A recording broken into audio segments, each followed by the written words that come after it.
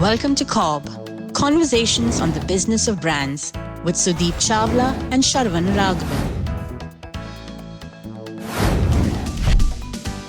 Hi, Sharon. Hey, Sudeep.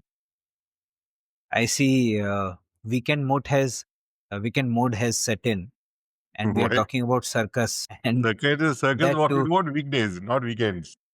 correct. So I see this. The reason I said this is because I saw this topic that you had put up, which is influencer marketing is a circus, right? Right. Now we'll talk about influencer marketing. Uh, I'll be interested in knowing more. But why did you use this word circus for it? Circus, because it is a bit of a circus, right? There's so much going on. There's so much noise. There's so much activity. It's so fragmented. People don't know where to look. There is brands that are claiming to be in control, not fully in control. Then there are like you have your macro, micro, nano influencers going on. And it works when there is fitment. It doesn't work when when you think there is fitment, suddenly it doesn't work. Then there is risk, there is fraud, there is fatigue, there is measurement. And then people also fall and break their legs. So it all comes down to circus, Okay. Yeah. And there is a lot of pomp and show. Of course. Okay. Okay. Good. So I'm sure, most of the marketers who are listening to this episode would agree. They would have also experienced or seen a lot of adjectives that you're associating influencer marketing with. Why do you think marketers are still buying ticket to this circus? Because it still gives you outcomes. Simple as that. Because today the currency in marketing is measurability. And you're able to demonstrate measurability with influencers. And when you get the right lower cost influencer and compare them to a celebrity endorsement, the returns you can demonstrably measure are far greater. And when you have the right creator, when you actually get it right, when you have the right creator, the right brief, the right platform that you're using, the results can actually be exponential. And the strengths that are there for the influencer to activate at a local level with their influencers also poses the same kind of risk and volatility because the brand directly does not have access to these audience. So that's the downside. But marketers are doing it because it's measurable right now, and it is delivering numbers for them. That's what's happening. So I'm just reflecting on the things that you said, and I'll also add maybe it also shows promise. Yeah, it is. Even if you're not getting it right, it shows promise that if you get it right, it will give you results. Because others have gotten it right. Others People have around you are getting it right. Yeah. So tell me now, influencer marketing seems to be a buzzword, right? And we might be misled to believe that it is, it started now with Instagram and, Snapchat, etc. But I believe you are making a case that is much, much older. Like with everything in life, everything that we frame today is so much older than we think it is. Everything moves in circles. But the first documented use of influencer is an interesting story. It happened in 1760s. There was this potter called Wedgwood in England. And he went and gifted his kitchenware to the Queen of England. It was King George V's wife, something of the sort. And he very dramatically said, "Will you use this poor man's creation? It's a gift for you," and all. And she said, "Of course I will use it." And he took that and he said, "This is the Queen's ware. This is all the kitchenware that he made, all the crockery that he made." He created an entire line of products called Queensware. Queensware. Oh, nice. And he sold that. And that is the first, signs of endorsement by an influencer. And it sold crazy. So that's how it was done with the same amount of conceit as we're doing it today. He took a poor man's request to the Queen and turned it into a complete endorsement of the brand. That's an interesting story. But coming back to it, we've seen how brands of influence society, right? We've had the Marlboro Man is such a, it's even today is seen as the alpha male symbol in the US. Why? Mm. Marlboro Man. Even Santa Claus, we've spoken about on the show, is something that Coca-Cola created. And today there are Correct. movies made about Correct. Santa Claus of a commercial creator. But when you bring it Correct. down to influencers as such, it Mm. comes down, say, early 2000s with the internet bubble settling down and YouTube coming up. When YouTube started monetizing its creators, is when the influencer community as such started building. It originally started with the mommy bloggers, because Mm. in motherhood is a time when you are a little lonely, you don't know, you're a little clueless. So they start writing about it. They form a community. That's how it happened first. Then there was this website called Pay Per Post, where they would Okay. pay mothers to put up a post on a certain brand. They created the brand associations. This is mid 2000s, I think. Those were the early signs of influencer marketing. Today, it's evolved into a system where your YouTube monetization is main. So there are creators who are just making money without any sponsors, are actually making money from YouTube, and Instagram posts are getting. So I met this girl is in second year college in Bangalore, Mm. and per Mm. post she charges some 45,000 rupees per post at a discounted rate. Oh, not bad. Okay. And yeah, so in the US, it's TikTok has taken the bit, right? So what we haven't Mm. done Mm. is the TikTok has been banned in India, so we've kind of stuck with Instagram and YouTube. But Mm. what TikTok has done for influencers is actually phenomenal, especially in Southeast Asia, where they've integrated commerce. So the live commerce bit has become extremely popular in Southeast Asia, Mm. and they're trying Yeah. to put it in the US. It's just beginning to get traction, but in Southeast Asia, it's like people just see and buy. So look at what we're doing here. If you say an influencer on Mm. Instagram or YouTube, you can go Mm. to their bio, find the link, go go to the website, go.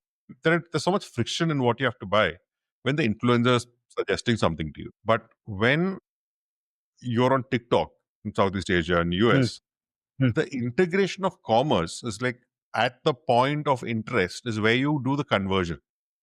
It's Mm. almost like an Amazon. It's making it as easy as an Amazon purchase on TikTok.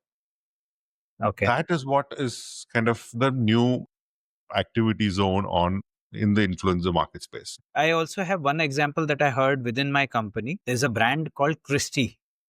Christy. Yeah, this is the brand that makes towels for Wimbledon. Okay. Yeah. So it's a brand uh, owned by Welspun Group. Now, Okay. when I was reading through their history, this brand had a royal warrant, right? Royal warrant is given to all the brands that supply to the royal household. Ah, Now, obviously, their quality would have been liked by the royal family. royalty. Yeah, and so therefore they would have given this royal warrant, and that also is one way in which the brand would have used it as an endorsement. Although the Queen Elizabeth never endorsed anybody, uh, you know, with, and was always neutral, but these are also a sort of tacit endorsements that brands get because of certain affiliations or endorsements that they get around along the way. Absolutely, because this goes back to the Wedgwood example. The Queen's wear becomes the Correct. Queen's towel. Correct. Okay, good. No, I think I like the whole journey that you painted from these isolated incidents to now almost an integrated commerce where your the endorsement also leads to a straightaway commerce getting built into it. There's no attribution that is needed. There's a straightaway commercial value to it. Okay.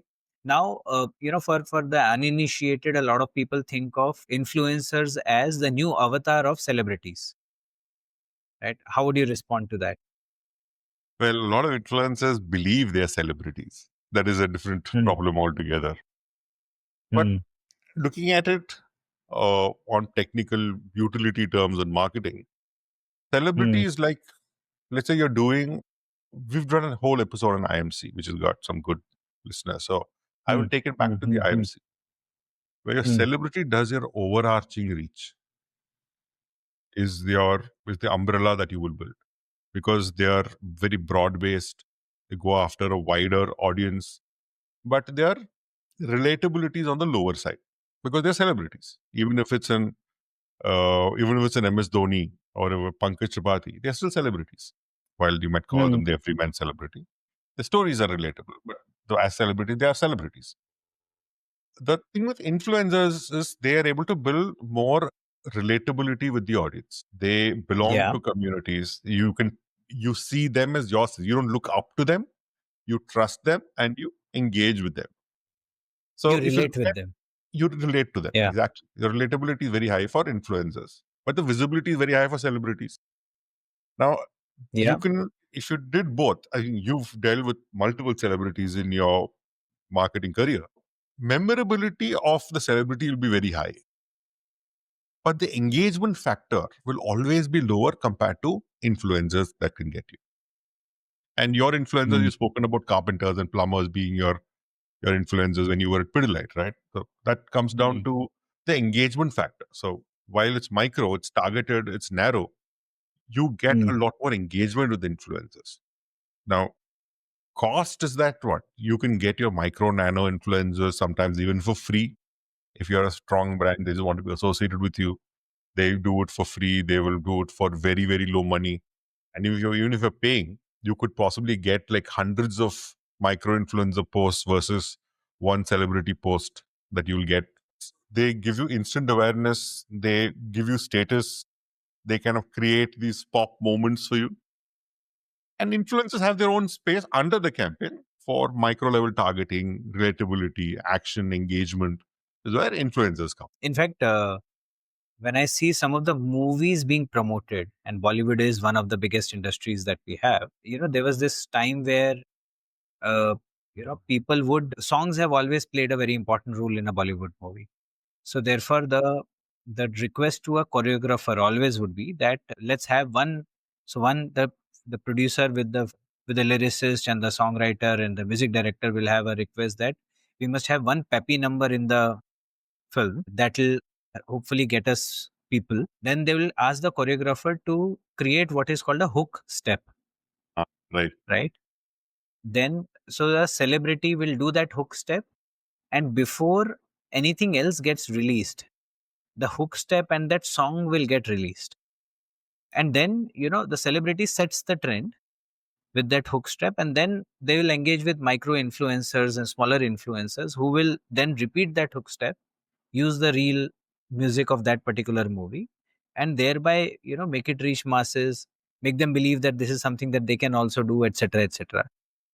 Absolutely. We're seeing that happen for most movies today. One thing I noticed recently, as in the last few days, was Aryan Khan's directorial venture just released on Netflix. Correct. The Correct. Bads of Bollywood. And Yeah. there is an entire series of YouTube content being created by Netflix via influencers discussing uh, the web series, but not reviewing it, but Okay. associating the tongue-in-cheek events with the actual events that happened. And what would this be referring to? Or who would they be referring to? Oh, is this really what happened when the police went in? So they had to create this buzz around it. So it's so evident what a celebrity can do and what influencers can actually do for the brand. Correct. Okay. Good. Excellent. So therefore, that's a good summary of influencers versus celebrities. Now, a little bit of, I want you to possibly put a little bit of structure to the various acts within the circles as we are describing it. So just give us some structures as to on size, format, etc. Like I said, it's a circus. Everything is happening everywhere all the time. But if you really want structure, you need to understand the different scales of influencers. Not every influencer is the same. You have your nano influencers who are roughly about less than 10,000, but they'll have a very strong, engaged set of followers. Then you have your micro influencers who are largely at a city level or broad based. They'll have roughly, say, 100,000 is roughly the scale of operation. Then you would have your macro influencers who would be between your 100,000 and 1 million. Mm. Now, 1 million becomes your gate, after which you have the mega influencers. And these mega influencers, whether the marketing fraternity sees them as celebrities or the followers see them as celebrities, they see themselves as celebrities. They want to charge like celebrities. They are having managers, they have agents now. So it's going to a completely another level. At that Mm. point is where your efficiency kind of takes a beating. For that money, you can Mm. actually hire a cheaper celebrity and get away with it. But let's not go into my regular rants with that. So Mm. if these are the kind of influencers that you're working with, there are different ways you can also work with them. Like I said, you could give them free goodies and they will do reviews of it for free at a nano level because they want to associate with the brand. Then obviously there are sponsored posts where they will post on your behalf, talking about your brand, your product, saying how good it is.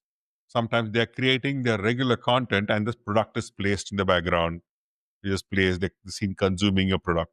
One example that comes to mind is this meal replacement supplement called Huel in Okay. the US. I think This has I've been heard built about it. Yeah. primarily on podcast influencer sponsorships. Okay. So if you listen to any of the popular podcasts, right, Tom Bellew, Andy Huberman, Ali Abdal, even DOAC, a diary of a CEO. If you look at these podcasts, this Huel is a very core part of this podcast. So they come in and the influencers don't just talk about them saying we are sponsored by them. No. They say, I have been using it for so many weeks.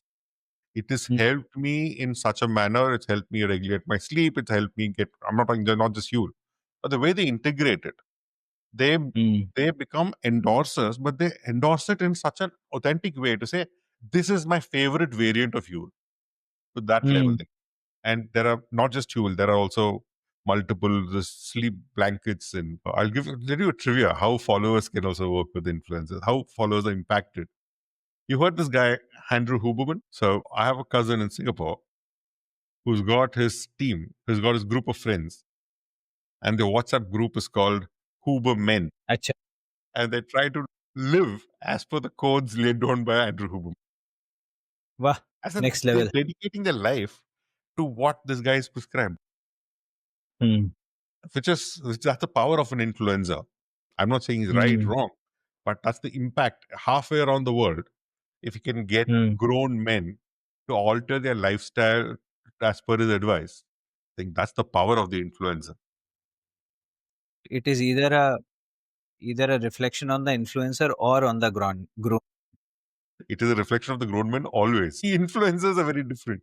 The people who follow are always Nice. it's there because it's what they're seeking in life, right? It's a midlife Yeah. crisis Yeah. they're possibly looking to address. There are different things that they do. So there are Okay. like sponsored posts, placements, endorsement as in authentic endorsements. There are unboxing videos they do, long form reviews, they're ambassadors. So there are different ways you can engage with them, and that's almost limitless. And even compensation is nothing organized here. You can do it for gifts, you can do flat fees, you can do affiliate shares and track how much this specific influencer driving traffic to you. You Mm. could do Mm. retainers with Mm. an influencer. So there are different ways to engage. So it's not Okay. structured, but it's open enough for you to build your own structure depending on your requirement. So now, as a marketer, you have multiple options in front of you, right? All kind of influencers that you described. If you were building a wearable brand or a earphones brand, how would you structure your campaign? Okay. How big is the company and what's the budget they have? You have 50 lakh rupees Okay. to run a campaign, Okay. and it's a 50 cr brand. Okay. 50 CR is not very big. In that case, I will 50 lakhs is for my influencer marketing. Then I would apportion a significant part of it to micro and nano influencers. because I want targeted conversion. I want people to try me. People don't know me yet. So I want people to start buying the small ticket items from this brand. And I want these micro nano influencers to start talking about me. So I'll put a majority of my money into that. When I say majority, about 65 to 70% will go into micro nano influencers. I will put about another 10 to 15% on macro influencers, in the sense who are in the cities, in the metros, who've got a decent following. So macro is the ones have more than 100,000, less than a million. Put into them. Then I'll invest another 10 to 15% in an ambassador program, going after college kids who will basically what Boat did, right? Have people walk about wearing the Boat headphones. I will make them my ambassadors. And that is how I will portion my 50 lakhs. And I will try and measure the hell out of it. I will give everybody affiliate links. I will give them discount codes, exclusive discount codes, so that I want to track who's delivering what. Because if I want to repeat this, I'm going to need to know what's worked and what's not. But the thumb rule is this: if at 50 lakhs for a 5 crore company, I will put it 60-70% behind the micro nano guys, about 10 to 15% behind ambassadors, 10 to 15% behind your macro, and make sure I measure everything. Simple as that.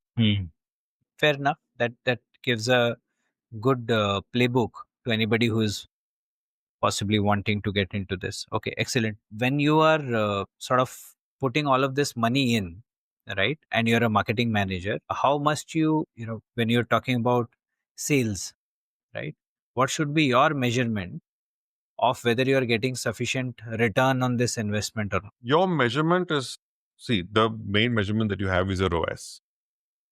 But what is your good ROAS? Only you will know. So let's go back to this example that we did, right? For a new headphones brand that we're launching. Right now, it's clocking 50 crores annually. And that's really small. For this company, if I put this 50 lakhs I'm putting, it's 10% of my annual revenue, which is huge. At this, I want to have maximum return possible. And what would justify it? Let's say my product margin is anywhere between 60 to 80% of MRP value. And I need to get a ROAS of at least 10 to 15. That if I can get this campaign of 50 lakhs, let's say it's running for 3 months, I want to spend 50 lakhs over 3 months. And this 3 months should deliver at least another 5 crores for me, in addition to what's happening. It's independently measurable by, it's completely individual based. Each company will have their own returns. For example, like a telecom will require far lesser returns versus a small company that's starting out. The budgets will vary accordingly. So yes, your return on ad spend is your primary measure. But what is the number? You should be able to decide. Ideally, it's a thumb rule. If you're not even getting 3 times your spend back, then you're not doing a great job with your influencers. That's a minimum I'd say you should get. But is that going to be enough for you? I don't know. You'll have to figure it out basis your numbers that you have. Okay. So these metrics that we spoke about, Sharan, give a good idea to any marketing manager. And I think what you've done today is at least define what this influencer, I would have used the word world, but since you've used Circus, let me go with it. So what this influencer Circus is all about, who are the main characters there, what is their modus operandi, how are they different from celebrities, what is possibly the role of a celebrity versus the role of an influencer, how should a small brand, relatively small brand between 5 to 50 crore, use a certain amount of budget to allocate to different kind of influencers, and why, what is possibly the kind of return that they can look at, right? So we've possibly covered a fair amount of basics thus far. We haven't gotten into the more controversial side of it, where you actually justify the use of this word circus, and possibly get into areas where people can get lost in this circus and not get the side of ROI that they ideally deserve. So maybe let's stop this episode here. let people digest the basics that we have spoken about, and let the circus continue in the next episode, where we get to slightly more darker, murkier side of this circus. And possibly, if you can give everybody a checklist or watch list, so that they and their friends can survive the whole brouhaha of this circus, it'll be great. Dark side of the circus is like sounds like this evil clown coming in. But actually, you know what? Who knows? We'll do this next episode. Let's look at a few case studies next episode. Let's look at a Sure. couple of brands Let's do that have that. actually done this. Then that will give a lot more clarity what's happening on Correct. the influencer front. Correct. Let's do that. Cool. So thank you for doing this, Sharan, and Thank you, Sudhir. looking forward to the rest of the circus very soon. Evil clown. Mine. Thank you for listening to CoBB, Conversations on the Business of Brands with Sudeep Chawla and Sharavana Raghavan. Subscribe and learn more at cobcast.net.